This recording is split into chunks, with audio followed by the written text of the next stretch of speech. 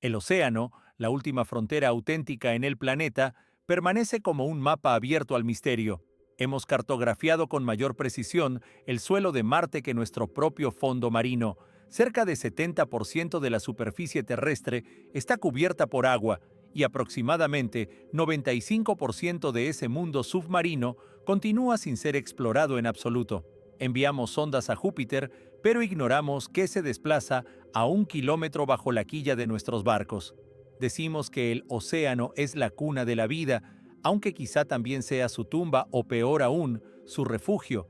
Nos hemos acostumbrado a pensar el pasado en términos de fósiles, de millones de años, de extinciones inevitables. Los dinosaurios quedaron atrás, los pterosaurios también. Su tiempo se acabó. Los libros de paleontología se cierran y la historia parece estar escrita. Pero, ¿y si nos equivocamos? ¿Y si uno de los capítulos más aterradores jamás terminó? Nuestra historia no comienza con un grito, sino con el silencio, con un silencio súbito y ensordecedor. En el silencio, el 3 de mayo de este año, el vehículo de investigación profunda Odiseo 7 realizaba una misión rutinaria en la zona del Golfo de Filipinas. Su objetivo era trazar mapas del fondo y recolectar muestras. No había nada secreto en ello, era un trabajo metódico. Odiseo 7 se contaba entre los aparatos más avanzados del mundo. Su casco de titanio podía soportar presiones capaces de aplastar un tanque como si fuera una hoja de papel. Estaba unido a su buque nodriza, el Helios, mediante un grueso cable de fibra óptica que transmitía video de alta definición y telemetría en tiempo real. A las 16 horas y 43 minutos, hora GMT, Odiseo 7 se hallaba a una profundidad de 6.800 metros. Los operadores a bordo del Helios observaban un paisaje extraño de lodos y rocas caprichosas, un mundo ajeno e hipnótico. De pronto, la conexión se cortó. No hubo señal de emergencia ni aviso de fallo sistémico. El cable, diseñado para soportar toneladas de tensión, se partió como si alguien lo hubiese seccionado de un tajo. El caos se adueñó del Helios. Perder un equipo valorado en 40 millones de dólares era devastador, pero perderlo de ese modo parecía imposible. La tripulación activó de inmediato los procedimientos de emergencia. Pasaron horas rastreando la superficie con la esperanza de que el aparato hubiera soltado el lastre por accidente y emergiera. Nada. Peinaron las profundidades con sonar. El instrumento, que pesaba varias toneladas, se desvaneció como si nunca hubiese existido.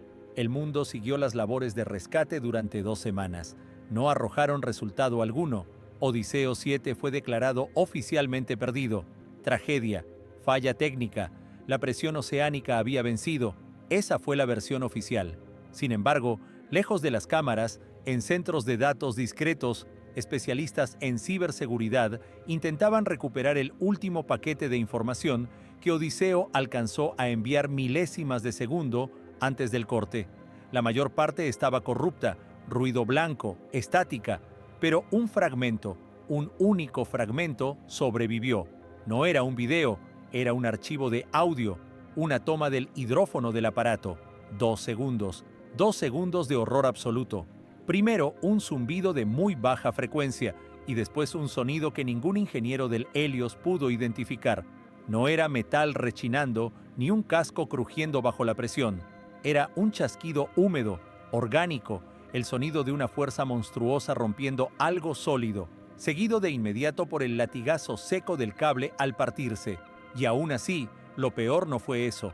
Lo más aterrador fue la última imagen del sonar.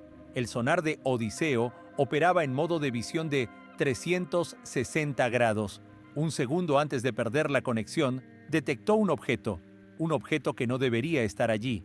Se aproximaba al aparato a una velocidad increíble. El análisis computacional demostró que no era un submarino ni una formación geológica. El programa lo etiquetó como biológico. Cuando los operadores introdujeron los datos en el sistema de modelado para estimar el tamaño, el sistema arrojó un error. Lo reiniciaron. De nuevo, error. Los datos no encajaban. La longitud del objeto, según el último pulso del sonar, era de 23 metros, el tamaño de una ballena azul. Pero no era una ballena. La silueta era irregular, alargada, fusiforme, como la de un tiburón. Solo que un tiburón de ese tamaño no existe. El mayor gran blanco ronda los 6 metros. El tiburón ballena es un filtrador, pacífico y lento. Aquel objeto, en cambio, se movía a velocidad de torpedo. El incidente de Odiseo se mantuvo en secreto. La causa oficial, un fallo catastrófico del equipo bajo una presión extrema. El archivo de sonar y la grabación de audio fueron archivados bajo la etiqueta de anomalía. El mundo olvidó a Odiseo, pero no todos lo hicieron. Bienvenidos al territorio de la criptozoología, un ámbito donde mito y realidad chocan en aguas oscuras. Para la mayoría, los monstruos marinos son fábulas de marineros, krakens, leviatanes, invenciones. Pero, ¿y si no? ¿Y si esos mitos fueran recuerdos deformados de encuentros reales? Los datos de Odiseo se filtraron.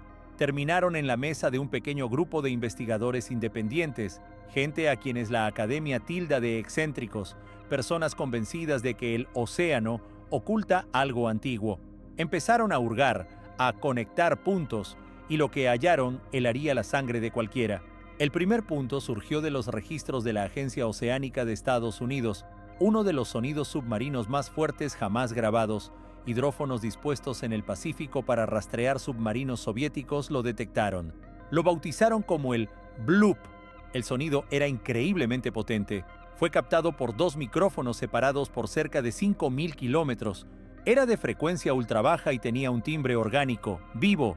Al principio se dijo que encajaba con el perfil de un ser viviente, pero había un problema. Para producir semejante sonido, esa criatura tendría que ser colosal, varias veces mayor que la ballena azul, el animal más grande del planeta. Más tarde, bajo presión pública, la explicación cambió. Probablemente un icequake, el crujido de un glaciar al fracturarse frente a la Antártida. Una salida conveniente, aunque muchos expertos discreparon. El perfil acústico del bloop no se parecía al hielo al quebrarse. Era complejo, cambiaba de tono, se asemejaba más a un rugido. La versión oficial siguió siendo el hielo, pero en informes cerrados el archivo permaneció sin resolver. Segundo punto, los testimonios. Solemos descartarlos como folclore marino. ¿Y si los leemos como reportes? Casi todas las culturas del mar guardan una leyenda sobre un demonio oceánico gigantesco. Una imagen, sin embargo, se repite con inquietante nitidez. Un tiburón descomunal, un demonio negro, un comedor de ballenas. En 1918, frente a la costa australiana, un grupo de pescadores de langostas aseguró haberse topado con un tiburón de tamaño inimaginable. Afirmaron que medía al menos 30 metros. Quedaron tan atemorizados que se negaron a salir a faenar durante varias semanas. Fueron objeto de burlas. En 1954, el buque australiano Rachel Coyne regresó a puerto tras una tormenta con daños serios. Al ponerlo en dique seco, los operarios hicieron un hallazgo desconcertante en el casco: 17 dientes gigantes clavados en la madera, formando un semicírculo de casi 2 metros de diámetro. No se efectuó ningún análisis. El capitán los arrancó y se los quedó como recuerdos. Más tarde se perdieron. 2 metros de diámetro de mordida. El gran blanco apenas llega a medio metro. Rumores, relatos, datos sin confirmación. Es fácil descartarlo todo hasta que aparece un tercer punto, el decisivo. Hace 4 meses, en una playa remota de Chile, encalló el cadáver de una ballena azul. Un acontecimiento notable, aunque no único. Científicos de un instituto oceanográfico local acudieron a tomar muestras y determinar la causa de la muerte. Esperaban ver señales de colisión con un barco o enredo en redes. Hallaron otra cosa. La ballena estaba casi partida en dos, y no por hélices, sino por marcas de mordidas, desgarraduras monstruosas. Hubo una mordida limpia, un semicírculo perfecto en la sección caudal. Sacaron los instrumentos de medición con las manos temblorosas. El diámetro del arco era de 1 metro con 80 centímetros. Buscaron fragmentos y los encontraron. Muy incrustado en el cartílago apareció un diente. No era de gran blanco ni de orca, era triangular, aserrado, de 18 centímetros de largo. No era un fragmento, era un diente completo. Las fotografías del diente se filtraron en línea y desataron un frenesí entre paleontólogos del mundo. No gritaban por miedo, gritaban por reconocimiento. Conocían ese diente. Lo habían visto miles de veces en museos, en fósiles, pero nunca imaginaron verlo fresco, cubierto de carne reciente. Ese diente pertenecía a una criatura oficialmente extinguida hace 3,5 millones de años, el señor de los mares del Mioceno, el depredador perfecto, Carcharodon megalodon. Aquí la historia dejó de ser una pesquisa y se volvió un thriller. El megalodón no era simplemente un tiburón grande, era un hipertiburón. Estimaciones conservadoras basadas en miles de dientes fósiles le otorgan longitudes de hasta 18, posiblemente 20 metros, y pesos que rondaban las 100 toneladas, como si tres grandes blancos se alinearan en fila. Sus fauces podían abrirse lo suficiente como para engullir un coche pequeño de un solo bocado. Su fuerza de mordida haría que un tiranosaurio pareciera inofensivo en comparación, y ahora el diente de ese ser aparecía en un cetáceo moderno. Al mismo tiempo que el sonar de Odiseo registraba un objeto biológico de 23 metros, al mismo tiempo que el bloop dejaba su bramido inexplicable, los puntos se unieron, y la figura que emergió no solo daba miedo, era directamente inverosímil. La comunidad científica estalló. Comenzó una guerra. De un lado, la paleontología oficial. El megalodón está muerto, es ley. No pudo sobrevivir. Los océanos se enfriaron. Sus presas principales, los grandes cetáceos primitivos, o evolucionaron o desaparecieron. No hubo adaptación posible. El diente chileno sería un subfósil, un resto antiguo desprendido del fondo que se incrustó por azar en una ballena muerta a la deriva. Las mordidas serían lesiones post-mortem, causadas por una escuela de tiburones. El sonar de Odiseo, un fallo. El bloop, hielo. Fin de la historia. Del otro lado, los investigadores tachados de raros no cedieron. Subfósil, dijeron, y señalaron el esmalte no fosilizado del diente. Estaba fresco. El análisis indicó que no tenía millones de años. ¿Mordidas de un cardumen? Ninguna escuela deja un rastro tan limpio y masivo, y ninguna especie conocida posee dientes de esa forma. ¿Fallo del sonar? Odiseo era uno de los aparatos más fiables jamás construidos. ¿Hielo? El perfil acústico no encajaba. Propusieron una hipótesis tan audaz que a su autor casi le arrebatan el título académico. La hipótesis del refugio abisal. ¿Y si el megalodón no se extinguió? ¿Y si se replegó? A medida que la superficie oceánica se enfriaba, ese gigante que exigía ingentes dosis de calor y alimento encaró una disyuntiva: morir o adaptarse. Creímos que eligió la muerte, pero quizá optó por otra vía. Quizá descendió. En las profundidades, en la zona crepuscular y la abisal, la temperatura paradójicamente se estabiliza, y en áreas con respiraderos hidrotermales incluso puede ser elevada. ¿Y la comida? Ignoramos qué vive allí. Descubrimos especies nuevas a diario. Sabemos que allí moran calamares gigantes. Sabemos que los cachalotes bajan a cazar a esas cotas. Tal vez el megalodón cambió de dieta. Tal vez dejó de perseguir delfines en la superficie para dedicarse a otra cosa en la oscuridad.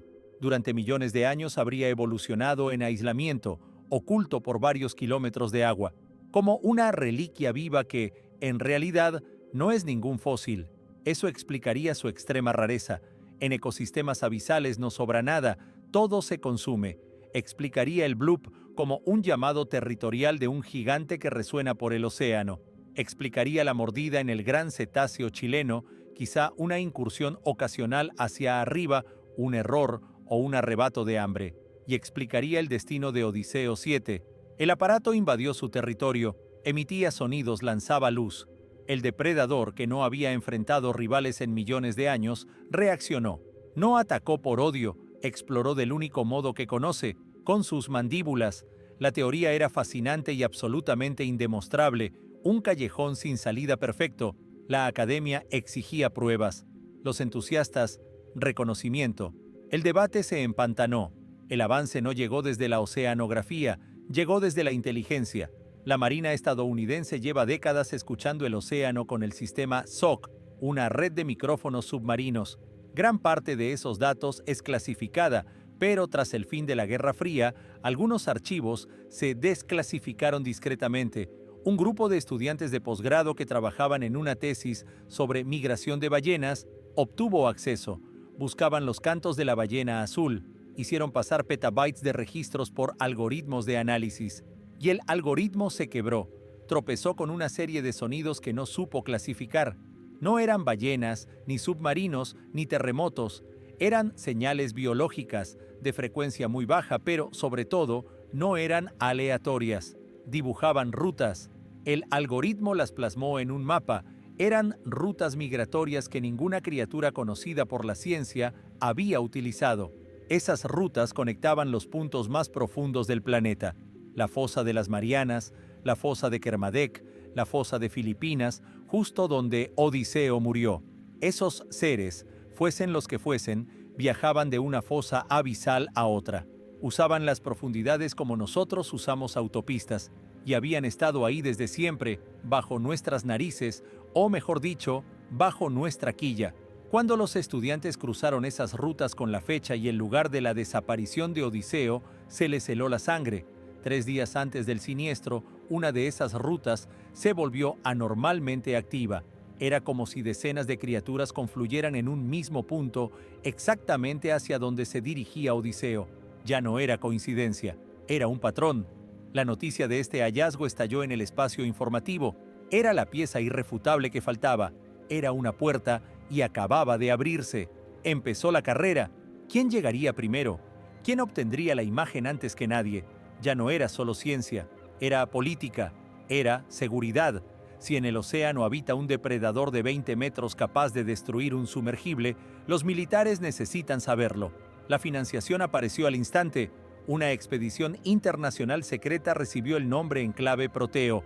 Contaba con un buque que oficialmente no existía y con un vehículo submarino de nueva generación.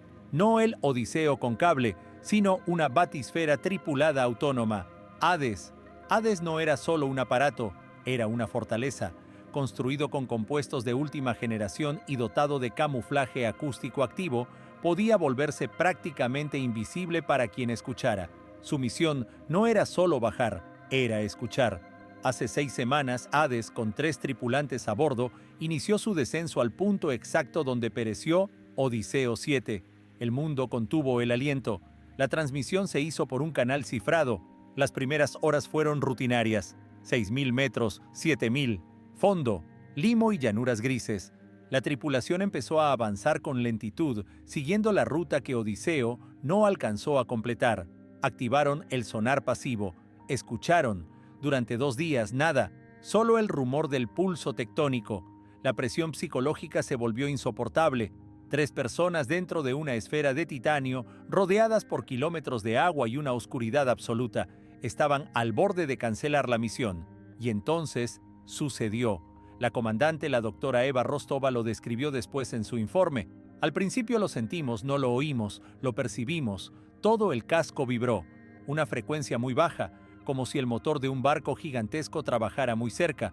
Pero estábamos en el fondo. No había barcos allí. El acústico revisó los sensores. Señora, tenemos contacto. Algo grande. Una señal apareció en la pantalla del sonar pasivo. Débil, casi imperceptible pero presente. Y estaba en todas partes.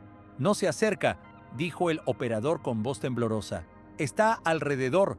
Enciendan los focos. Potencia máxima, ordenó Rostova. Los haces, capaces de atravesar 1 kilómetro de agua, cortaron la noche líquida y no vieron nada, solo suspensión, nieve marina, nada más. El sensor miente. El sensor no miente, susurró el técnico. Está demasiado cerca, está fuera de foco. De pronto el aparato se sacudió con violencia, como si un gigante invisible lo empujara. Sonaron las alarmas. ¿Qué fue eso? Nos tocó. Tocó el casco. Rostova miró por el ojo de buey. Negrura. Y de repente en esa negrura algo bloqueó la luz de sus propios reflectores. Una sombra. No una sombra cualquiera. Una ausencia de luz. Una forma masiva pasó justo encima. Era tan grande que la tripulación no la percibió como un ser vivo, sino como un cambio del paisaje, como si una montaña hubiera flotado a su lado. Sonar, datos, gritó Rostova. La pantalla devolvió cifras. Longitud, 28 metros. Velocidad, 15 nudos. Distancia, 4 metros. No solo había pasado, los estaba estudiando. Cámaras externas todas encendidas. Las cámaras de Hades diseñadas para luz mínima se activaron. Lo que vieron marcó el momento en que los científicos dejaron de reír y empezaron a gritar. La pantalla no mostraba al tiburón entero. No cabía en el encuadre. La cámara, orientada hacia arriba, reveló un vientre claro surcado de cicatrices. Cada cicatriz tenía el tamaño de un hombre. Entonces giró. Por un instante un ojo parpadeó en el haz. No era el ojo negro y vacío de un gran blanco. Estaba vivo, era inteligente y observaba. Del tamaño de un plato miraba directo a la lente. Luego abrió la boca. La tripulación no lo vio, pero los sensores de presión registraron una caída brusca. La criatura probaba el agua alrededor del aparato. «Se aleja», dijo el operador. La señal se debilita. Un último destello cruzó el ojo de buey. La cola, una aleta caudal vertical como la de un tiburón. Su altura se estimó en 4 metros. Con un solo aletazo perezoso, Hades fue sacudido de tal modo que los tripulantes quedaron pegados a los asientos. Y luego, silencio. Se había ido. El silencio llenó la esfera. Estaban sentados en la oscuridad, a 7000 metros bajo la superficie. Acababan de mirar a los ojos a un ser que no debía existir. Un mito vivo, un depredador que dominaba los mares millones de años antes que el primer humano. «Suban ahora», dijo al fin Rostova. Desde entonces, el informe de la misión Proteo lo cambió todo. Ya no era una teoría, era un hecho. Carcharocles Megalodon sobrevivió. Habita los rincones más profundos y tenebrosos de nuestro planeta, y ahí comienza el horror verdadero, no el del cine con gritos y sangre, sino un horror callado, frío, existencial. La comprensión. Comprensión número 1.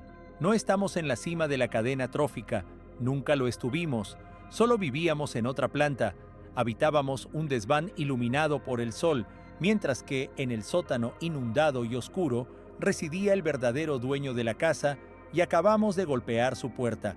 Comprensión número 2. Todo lo que creíamos saber sobre evolución y extinción podría estar equivocado. El megalodón sería una especie Lázaro a una escala inimaginable. Si pudo ocultarse de nosotros, ¿qué más? ¿Quién más se esconde ahí abajo en lo negro? ¿Cuántas especies supuestamente extintas aguardan todavía? La más inquietante es la comprensión número 3.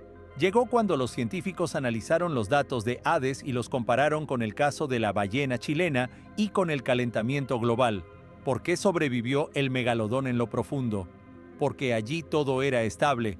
Calor de respiraderos hidrotermales, un suministro constante de presas como los calamares gigantes y tal vez otras criaturas que jamás hemos descrito. Durante millones de años, ese equilibrio se sostuvo, su mundo y el nuestro separados por kilómetros de agua fría, y ahora hemos alterado ese equilibrio. El cambio climático no solo derrite glaciares, también calienta el océano. Lo calentamos desde la superficie y las corrientes templadas descienden. Estamos cambiando la temperatura de su hogar. ¿Qué hace un animal cuando su casa se vuelve inhabitable? Busca otra. La mordida en el gran cetáceo cerca de la superficie fue una señal. El ataque a Odiseo 7 no fue solo curiosidad, fue agresión. Las rutas migratorias registradas por el sistema SOC en los últimos 10 años han comenzado a desplazarse, lenta pero inexorablemente, hacia arriba. Los científicos chillan de alarma no porque el megalodón exista, sino porque han comprendido por qué lo vimos. Tras millones de años de aislamiento, está emergiendo. El océano se calienta, sus cotos de caza cambian y empieza a buscar su alimento de antaño, esas ballenas que nadan cerca de la luz. ¿Y qué más flota cerca de la superficie? Nuestros barcos, nuestras plataformas, nuestras playas. No hemos hallado un fósil viviente, hemos despertado a un dios antiguo y tiene hambre. Oficialmente la misión Proteo fue un fracaso, los datos no concluyentes. Las imágenes de Hades, una anomalía óptica, el diente chileno, contaminación de muestra. Todo volvió a barrerse bajo la alfombra. ¿Por qué? Tal vez porque la verdad es demasiado grande, demasiado destructiva para nuestra economía, nuestra visión del mundo, nuestra frágil autoestima. Admitir que hay un depredador en el océano capaz de morder el casco de un sumergible es admitir que no controlamos este planeta, pero los hechos son obstinados. Odiseo 7 sigue tendido en el lecho marino, con su último paquete de datos guardando el sonido del titanio al quebrarse. La ballena chilena fue mordida por algo que no debería existir, y 3 personas en la batisfera Hades vieron un ojo que las miró desde una oscuridad de 3 millones de años. Creímos ser los dueños del mundo, pero apenas vivimos en su superficie sobre una película delgada de agua y tierra, mientras debajo se abre el abismo, y ese abismo nos devuelve la mirada. Los hechos están ahí, los datos se han obtenido, solo queda decidir qué creer. ¿Es esta la mayor revelación en la historia de la biología o una advertencia? ¿Qué acecha realmente en las profundidades y qué ocurrirá el día en que decida subir hacia la luz?